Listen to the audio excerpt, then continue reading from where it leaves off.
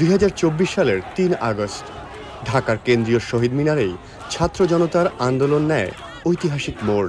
9 দফা দাবির আন্দোলন সেদিন রূপ নেয় 1 দফার আন্দোলনে।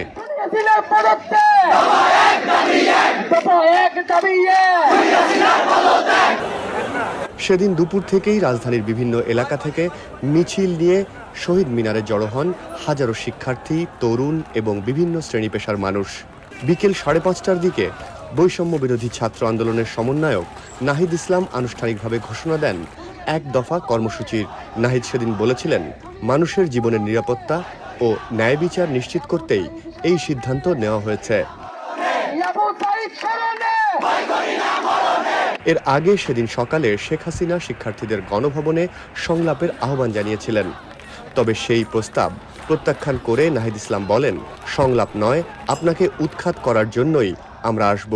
একই সমাবেশ থেকেই ঘোষণা করা হয় সর্বাত্মক অসহযোগ আন্দোলনের কর্মসূচি।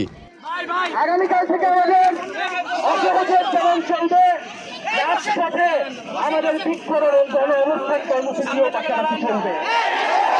সকল জেলায় জেলায় পাড়ায় মহল্লায় আপনারা বিক্ষোভে নেমে আসুন এবং গণ অনুষ্ঠান তৈরি করুন।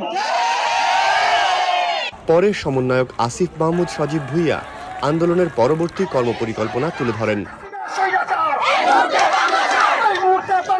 একই দিনে ধানমন্ডি রবীন্দ্র সরোবরে শিল্পীদের প্রতিবাদী সমাবেশ থেকেও সরকারের পদত্যাগের দাবি ওঠে।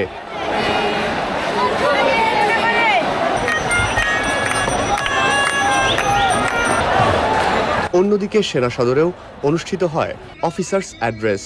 সেখানে সেনাপ্রধান জেনারেল ওয়াকারুজ্জামান বলেন, বাংলাদেশ সেনাবাহিনী জনগণের আস্থার প্রতীক, রাষ্ট্রের প্রয়োজনে সবসময় জনগণের পাশে আছে, থাকবে।